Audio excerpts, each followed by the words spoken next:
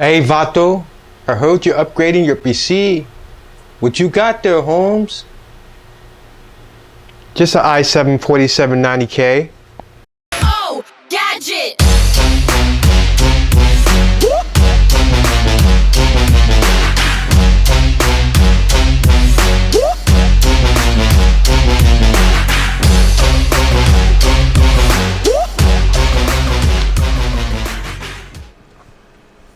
Okay, when should you upgrade your PC? For instance, if you're running Windows XP, yeah. If it came with XP, most likely the hardware is dated. So I would recommend to go ahead and upgrade your PC. Maybe you have some printer that's not supported by Windows 7 or Windows 8.1. And you're like, come on. You can get printers pretty cheap nowadays. Another thing would be if your software exceeds your hardware. Like programs like Adobe Premiere, Photoshop. You have software like, really good software like Pro Tools. Pro Tools, those other software require CPU intensive. They're pretty much CPU intensive programs. And they will run much smoothly on a newer or powerful computer.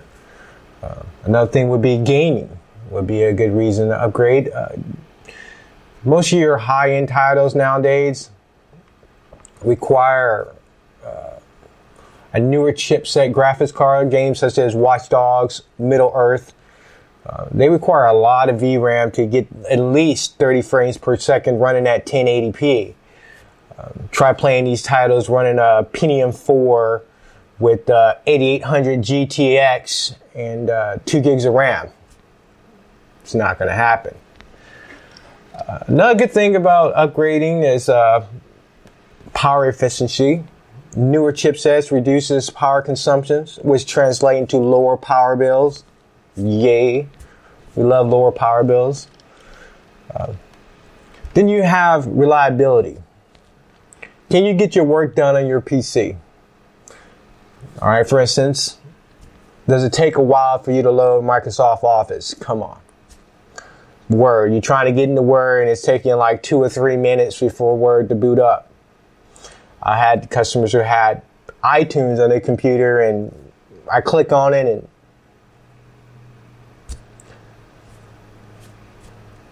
15 minutes later, the hardware is not bad. It's not like it's a bad hard drive or anything like that. It's just that it's so dated that it just takes a while to boot up.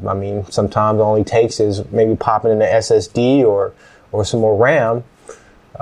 But if it's really outdated and you're already maxed out, then you probably want to go ahead and update to a newer computer, or that's pretty much your option at that point because it's already to its max. All right, how far should you upgrade?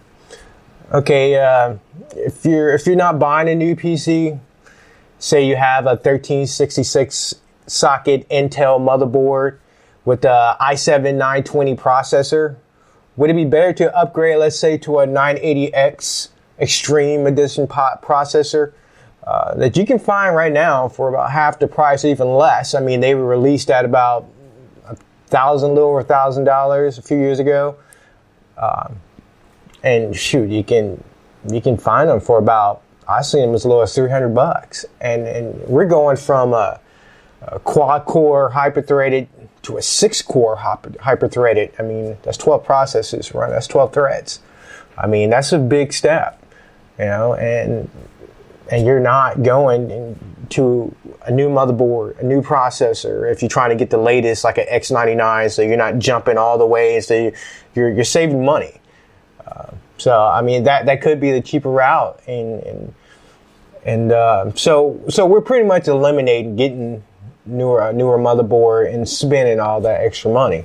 That being said, let's say we upgrade to a 1150 socket Intel motherboard with a 4770K processor.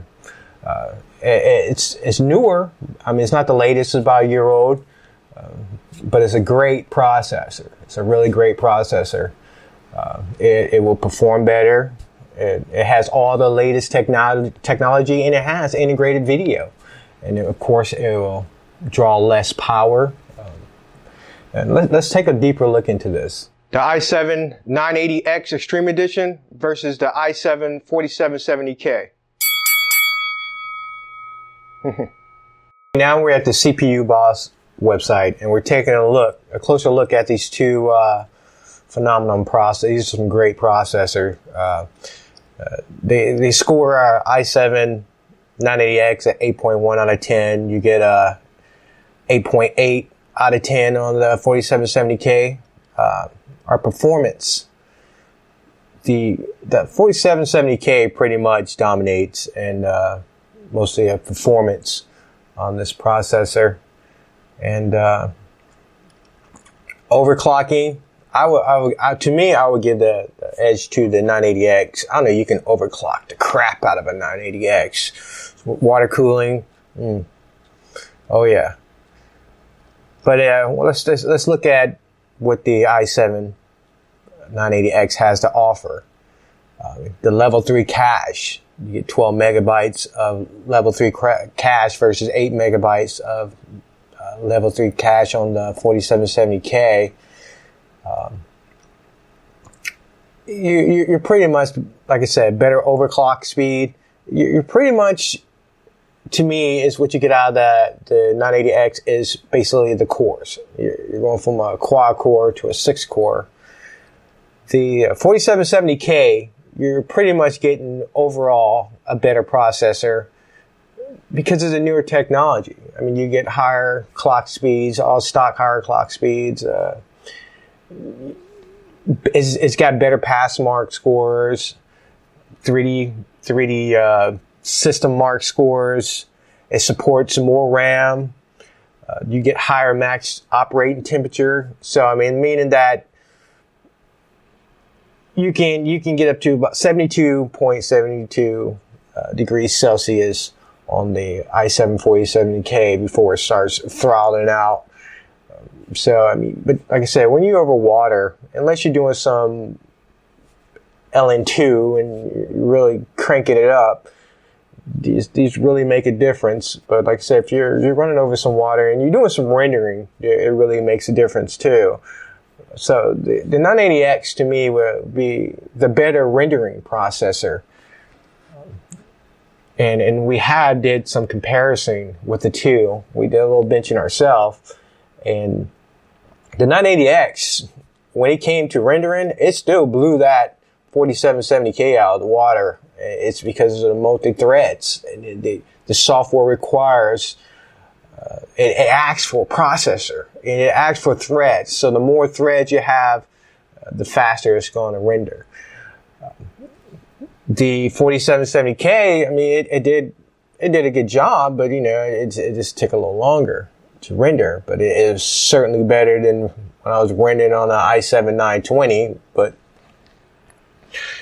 overall, I would still go with the 4770K and actually grab the newer board and all that. But if, like I say, if you're on a budget and you're still running that 1366 socket, you don't want to have to go through all that, then it'd be good to just go ahead and get a 6-core processor. You can get, like I said, you can probably find it for like $300 and pop that baby in. You can grab you some more RAM if you ain't already maxed out on your RAM. Like I said, I believe that board supports up to 24 gigabytes of RAM. Pop a couple more sticks in there.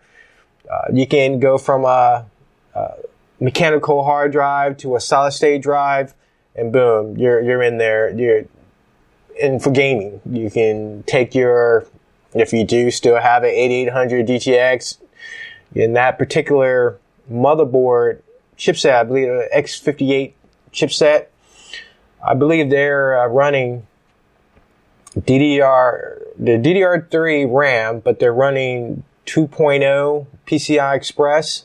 So I mean, you want to take full advantages of a 3.0, but I mean, it's a real slight difference. It's not going to, you won't really see it that much. So, I mean, you can go ahead and upgrade your graphics card. So, pretty much, when it comes to upgrading, this is my conclusion. When it comes to upgrading, it's your budget mainly. And what work are you trying to do, and how efficient you want to get that work done. So if you have the money to upgrade to a newer maybe X99 or 9 series motherboard, chipset motherboard, I mean, then go ahead and do that. But if you are on that tight budget and you believe that just maybe cranking up to a 6-core processor on that older board and grabbing maybe another stick of RAM, switching over to SSD, that'll be the way to go. So, which I believe you will come out cheaper in the long run doing that way. Just remember, give yourself a few more years, and it's going to get to the point where those newer processors and the level, pretty much like the 4770K, maybe in your price range with the newer motherboard.